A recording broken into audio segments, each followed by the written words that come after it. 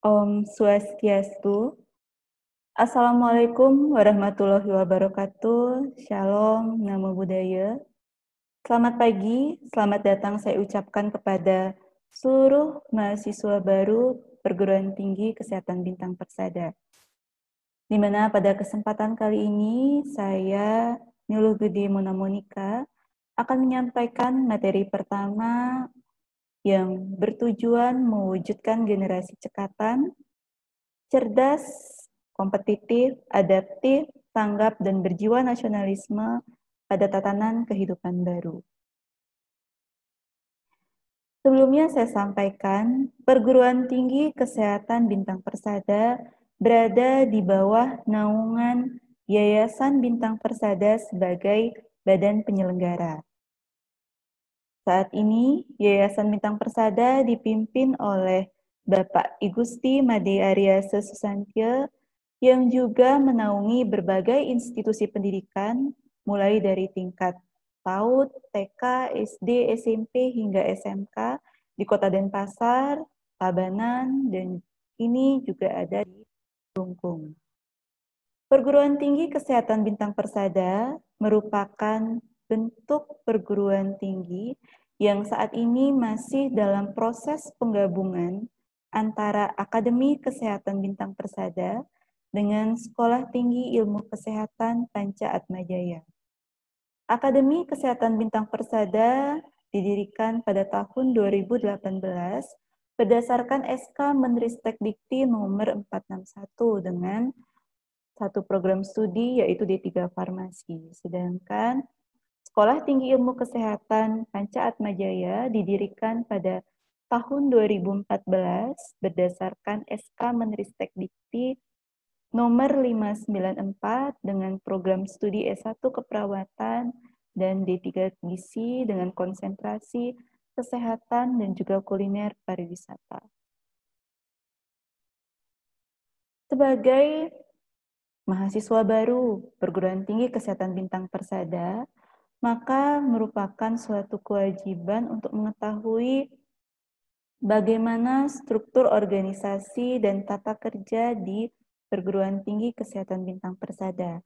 Hal ini penting karena sebagai mahasiswa selama 3 hingga 4 tahun ke depan untuk memudahkan komunikasi dan juga mengefektifkan komunikasi, teman-teman dan adik-adik mahasiswa semua harus mengetahui bagaimana alur kerja di Perguruan Tinggi Kesehatan Bintang Persada. Di mana pada saat ini Perguruan Tinggi Kesehatan Bintang Persada dipimpin oleh seorang direktur, saya sendiri, Ibu Mona, dan juga didampingi oleh seorang wakil direktur. Tugas saya sebagai direktur juga ikut mengkoordinasikan penyelenggaraan program studi yang dipimpin oleh seorang Kaprodi atau Kepala Program Studi, dan juga ikut mengkoordinasikan pelaksanaan penjaminan mutu yang dilakukan oleh Badan Penjaminan Mutu Internal, dan juga pelaksanaan penelitian dan pengabdian masyarakat yang dikoordinasikan oleh Lembaga Penelitian dan Pengabdian Masyarakat atau LPPM. Sebagai seorang direktur, saya juga didampingi oleh wakil direktur yang bertanggung jawab atas pelaksanaan kegiatan akademik dan kemahasiswaan, humas, kerjasama, serta sistem informasi, dan juga bagian keuangan serta administrasi umum. Di bagian akademik dan kemahasiswaan, bertanggung jawab pada pelaksanaan kegiatan praktikum di laboratorium, perpustakaan, dan juga kegiatan-kegiatan kemahasiswaan.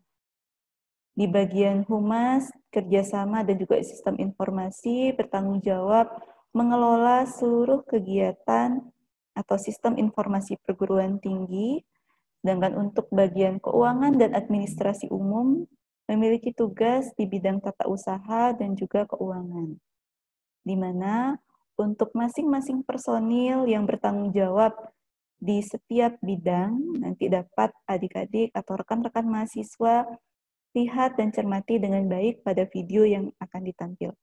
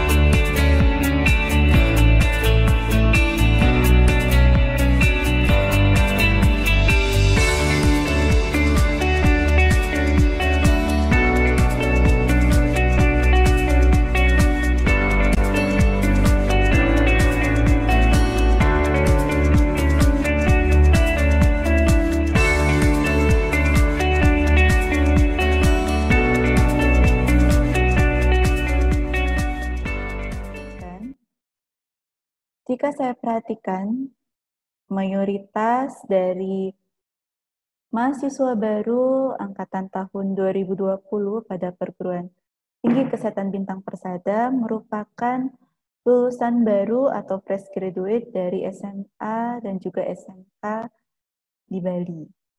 Nah, yang saya ingin tanyakan, apa sih perbedaan siswa dengan mahasiswa?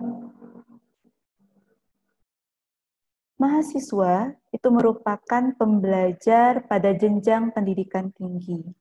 Menjadi mahasiswa merupakan suatu privilege atau suatu keistimewaan yang tidak semua orang bisa dapatkan. Apalagi di kondisi pandemi seperti ini sangat banyak sekali lulusan SMA maupun SMK yang tidak dapat melanjutkan pendidikan ke jenjang pendidikan tinggi.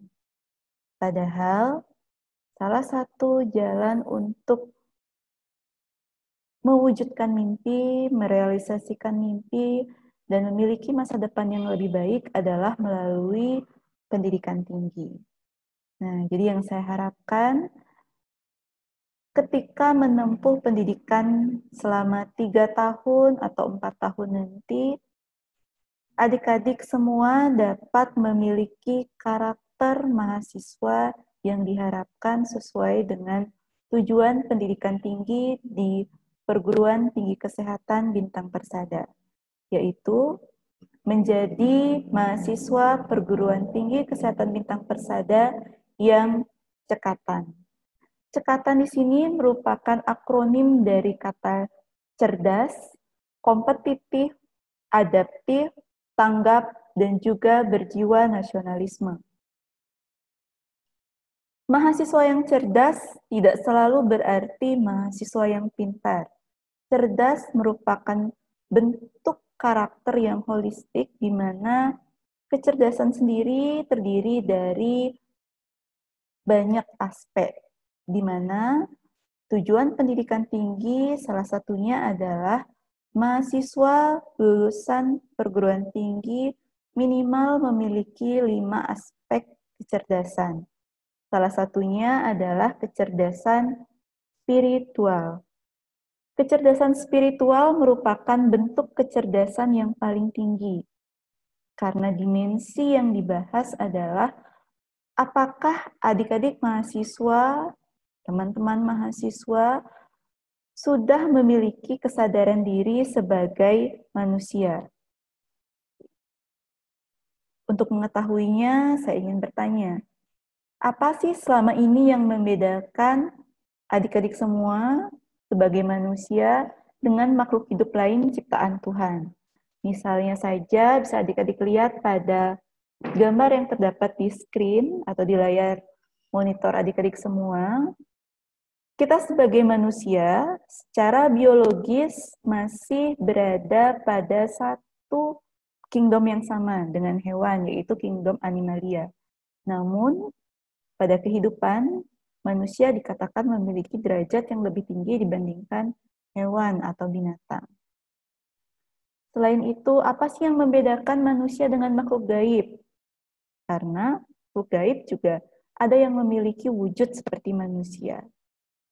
Nah, jika adik-adik di sini sudah memiliki kesadaran diri sebagai manusia, maka yang membedakan manusia dengan hewan dan juga lain ciptaan Tuhan, itu adalah adanya keinginan untuk eksis atau menunjukkan eksistensi. Eksistensi dibuktikan dengan adanya pengakuan atas keberadaan adik-adik semua di muka bumi ini. Pengakuan terhadap diri sendiri tentu dimulai oleh diri sendiri.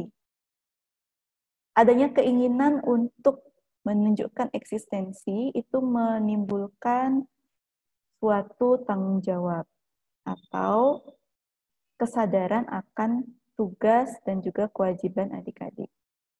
Manusia yang memiliki rasa tanggung jawab ketika melakukan sesuatu tindakan pasti dilakukan dengan penuh pertimbangan.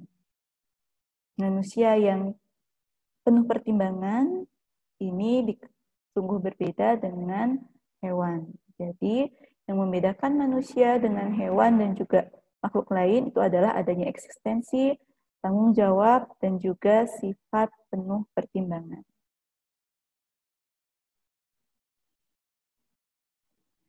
Berikutnya, mahasiswa yang cerdas diharapkan juga memiliki kepekaan emosional, di mana aspek atau dimensi pada kepekaan emosional atau kecerdasan emosional adalah self-awareness atau kesadaran diri, self-regulation atau regulasi atau kontrol terhadap emosi diri, yang akhirnya berujung pada motivasi internal atau internal motivation.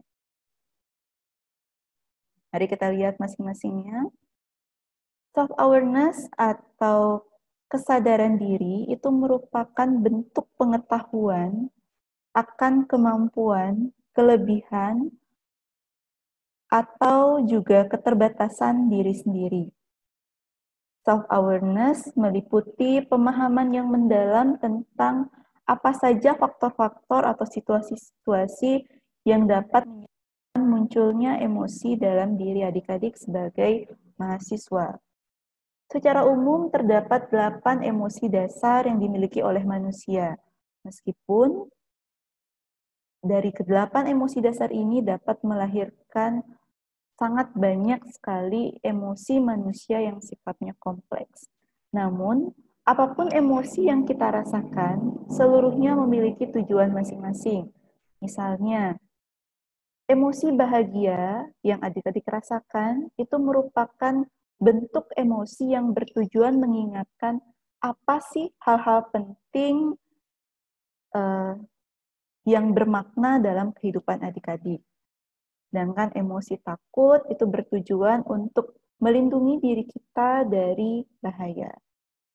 Nah, kemampuan atau kecerdasan untuk memahami emosi dalam diri, ini pada akhirnya akan menimbulkan kontrol diri atau self-regulation. Jadi adik-adik dapat mengontrol emosi yang adik-adik rasakan, sehingga akhirnya dapat menimbulkan motivasi internal untuk menjadi pribadi yang lebih baik melalui pendidikan.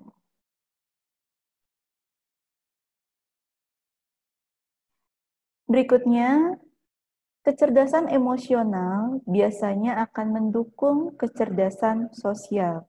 Kecerdasan sosial meliputi kemampuan adik-adik untuk berinteraksi dan bekerja sama dalam organisasi. kita sebagai manusia merupakan makhluk sosial yang tidak dapat hidup sendiri, sehingga kecerdasan sosial sangat menentukan kesuksesan adik-adik dalam mengikuti perkuliahan maupun di dunia kerja nanti. Aspek kecerdasan sosial terdiri dari dua dimensi, yaitu kesadaran sosial dan juga kecakapan sosial. Kesadaran sosial itu berarti merasakan apa yang dirasakan orang lain, atau kita sebut sebagai empati. Empati meliputi bagaimana kita memahami perasaan dan juga pikiran untuk ikut terlibat dalam situasi yang sulit. Kesadaran sosial ini penting khususnya ketika adik-adik semua, teman-teman mahasiswa baru menjalani pendidikan selama 3 tahun atau 4 tahun di perguruan tinggi kesehatan bintang persada, tentu tidak terlepas dari situasi sulit yang merupakan tantangan atau ujian agar adik-adik naik tingkat menjadi pribadi yang lebih kompeten. Nah, kesadaran sosial ini penting dimiliki supaya yang saya harapkan tidak ada satupun mahasiswa yang nanti akan tertinggal karena menghadapi kesulitannya sendiri. Orang bijak berkata bahwa jika adik-adik ingin berjalan cepat, berjalanlah sendiri. Tidak usah pedulikan kesulitan yang adik-adik atau teman adik-adik alami. Namun, jika adik-adik ingin berjalan jauh, berjalanlah bersama-sama. Jadi, apapun yang kesulitan yang adik-adik rasakan maupun teman-teman adik-adik rasakan, itu dapat dibagi bersama sehingga perjalanan yang jauh selama 3 dan 4 tahun ke depan ini dapat adik-adik selesaikan bersama-sama. Kesadaran sosial atau rasa empati ini akhirnya akan melahirkan kecakapan sosial. Kecakapan sosial itu merupakan bentuk dari kesadaran sosial untuk memenuhi sebuah interaksi yang dan juga efektif. Jadi rasa empati itu nanti akan melahirkan kecakapan sosial. Kecerdasan berikutnya yang harus adik-adik miliki adalah kecerdasan intelektual atau kemampuan berpikir logis dan juga rasional. Kecerdasan intelektual atau yang kita sering sebut dengan intelijensi ini terdiri dari dua aspek, yaitu general cognitive ability atau kemampuan kognitif secara umum yang meliputi kemampuan membaca, menulis, berhitung, menanggapi rangsangan, menghadapi respon. Dan juga aspek berikutnya yaitu specific ability atau kemampuan khusus, kemampuan spesifik dalam bidang-bidang khusus. Kecerdasan intelektual seringkali disinonimkan dengan kepintaran. Namun, apakah kecerdasan intelektual atau IQ bisa dijadikan tolak ukur dalam penentu kesuksesan manusia? Ternyata tidak. Peran IQ dalam kehidupan manusia itu maksimal hanya sebesar 20%.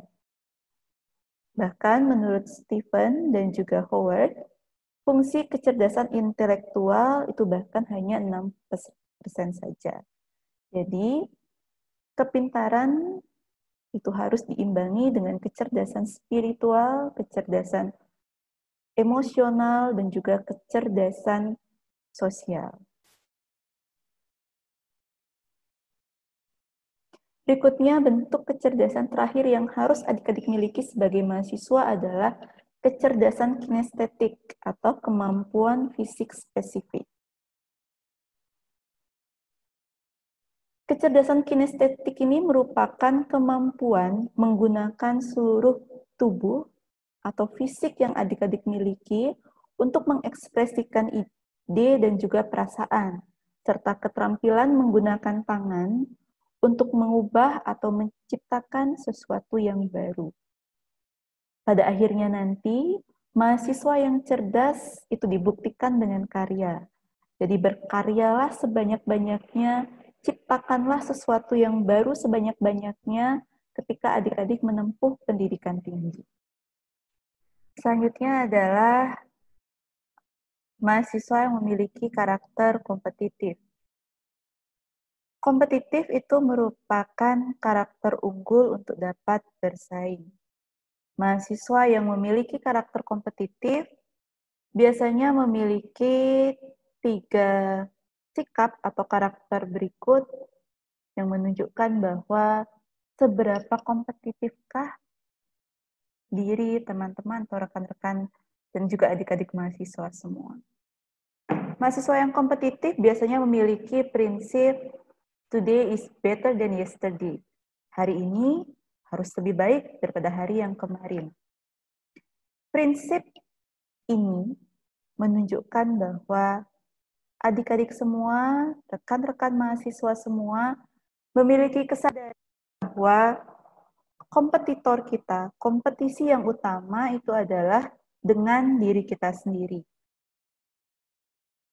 Pribadi yang kompetitif selalu berusaha mengevaluasi diri, merenungkan, mengkontemplasi apakah diri saya yang hari ini sudah lebih baik daripada diri saya yang kemarin, diri saya yang hari ini apakah sudah lebih baik daripada diri saya yang 1 tahun kemarin, apakah sudah lebih baik dengan 3 tahun kemarin, apa kemajuan-kemajuan yang sudah saya lakukan. Pribadi yang kompetitif atau mahasiswa yang kompetitif tidak menjadikan orang lain sebagai musuhnya. Indikator atau ciri kedua adalah mahasiswa yang kompetitif siap menerima tantangan. Mahasiswa yang siap menerima tantangan selalu bersyukur namun tidak mudah puas atas pencapaian hari ini. Yaitu mahasiswa yang tidak hanya duduk nyaman, aman berada dalam zona nyaman. Ciri yang ketiga, pribadi yang kompetitif biasanya konsisten dan tidak mudah menyerah.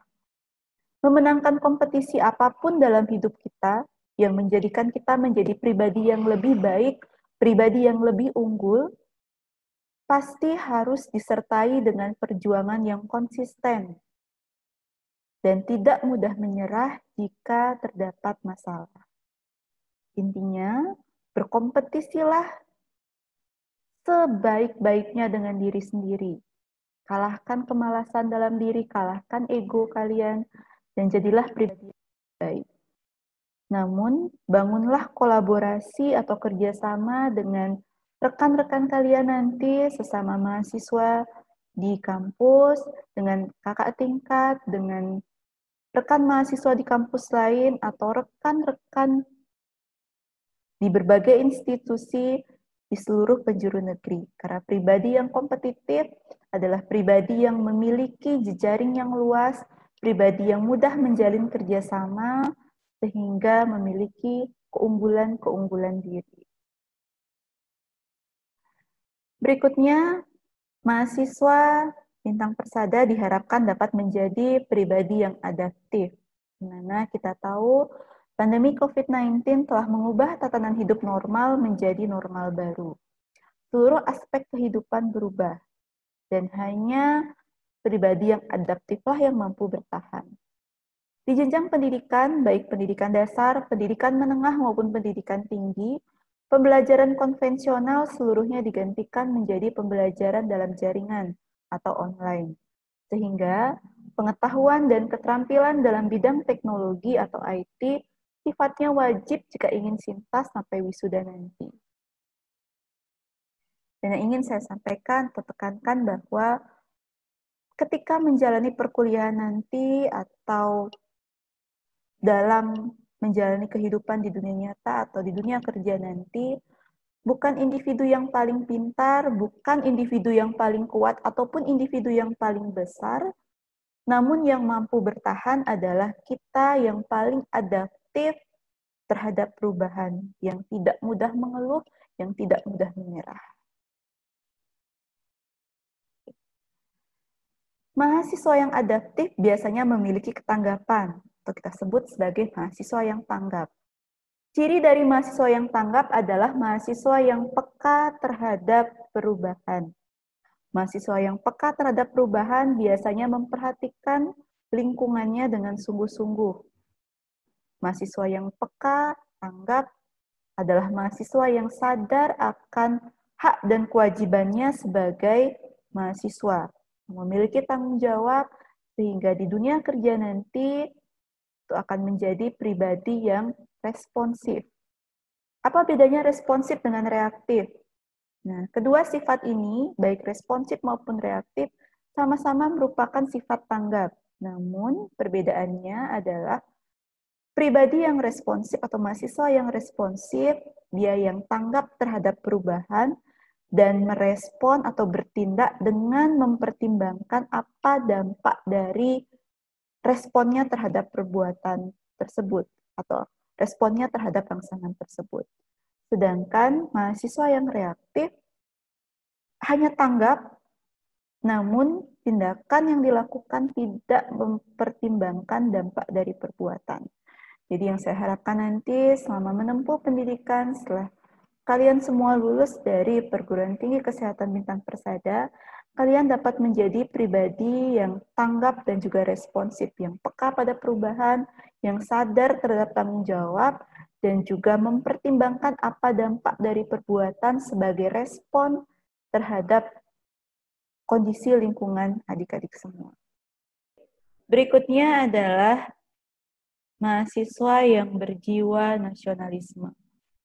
Sebagai mahasiswa, adik-adik semua merupakan calon generasi penerus bangsa yang diharapkan dapat membawa Indonesia, tanah air kita, ke arah yang lebih baik, menjadi Indonesia maju, Indonesia yang diakui keberadaannya di mata dunia khususnya. Mahasiswa yang berjiwa nasionalisme adalah mahasiswa yang cinta akan tanah airnya.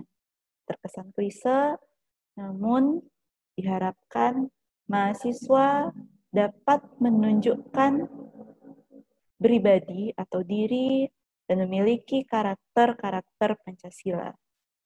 Saya harapkan, meskipun sudah selesai menempuh pendidikan menengah, adik-adik tidak ada yang lupa dengan isi-isi dari sila Pancasila.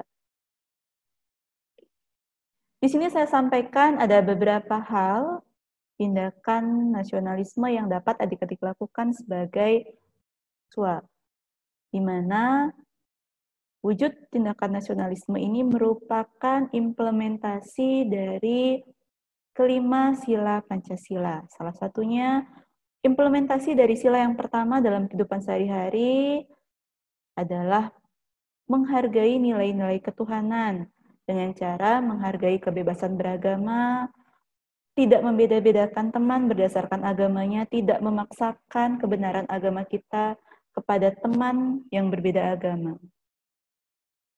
Wujud tindakan nasionalisme sebagai implementasi dari sila kedua atau nilai-nilai kemanusiaan adalah aktif terlibat dalam aksi pencegahan penyebaran COVID-19. Tidak saja adik-adik semua terjun ke masyarakat, yang bisa adik-adik lakukan sebagai mahasiswa salah satunya adalah aktif mengedukasi orang-orang di sekitar, mulai dari keluarga terdekat, teman-teman, untuk selalu menerapkan protokol kesehatan untuk mencegah penyebaran COVID-19. Berikutnya, sebagai generasi yang beruntung bisa menempuh pendidikan tinggi, adik-adik merupakan calon atau generasi penerus bangsa yang diharapkan dapat terus menjaga kerukunan dan persatuan Indonesia. Di mana kita tahu salah satu hal yang mudah memecah belah persatuan kita adalah tersebarnya berita bohong atau hoax. Sebagai mahasiswa yang memiliki kesempatan belajar lebih banyak, membaca banyak, mengetahui kebenaran lebih banyak, maka adik-adik diharapkan dapat mewujudkan tindakan nasionalisme dengan melawan hoax, dengan menyaring berbagai berita, khususnya yang terkait dengan isu SARA, sebelum men-sharing berita tersebut ke masyarakat atau ke lingkungan-lingkungan terdekat. Sebagai wujud dari implementasi sila keempat, adik-adik dapat mengutamakan musyawarah dalam setiap pengambilan keputusan, tidak memaksakan pendapat sendiri dalam suatu forum, dalam suatu rapat, namun tetap dapat menyampaikan solusi jika dihadapkan pada masalah. Dan sebagai wujud implementasi sila kelima adalah adik-adik diharapkan dapat menghormati hak orang lain, sebagaimana adik-adik ingin orang lain juga menghormati hak adik-adik sebagai manusia. Salah satu yang sekarang sedang digalakkan di perguruan tinggi adalah perilaku jujur dan aktif dalam kampanye anti korupsi. Baik, pada akhirnya saya ucapkan selamat menempuh perkuliahan, selamat menempuh pendidikan tinggi, dan semoga adik-adik semua dapat menjadi mahasiswa yang cekatan, yang cerdas, kompetitif, adaptif, tanggap, dan juga berjiwa nasionalisme. Ingatlah, pendidikan adalah senjata yang paling kuat, senjata yang paling ampuh yang dapat mengubah dunia adik-adik, sehingga memiliki masa depan yang lebih baik. Demikian yang dapat saya sampaikan. Jika terdapat hal-hal yang tidak berkenan, saya mohon maaf. Terima kasih. Sampai jumpa pada perkuliahan nanti. Akhir kata, saya tutup dengan Paramasanti. Om Santi Santi Santi Om. Wassalamualaikum warahmatullahi wabarakatuh. Shalom.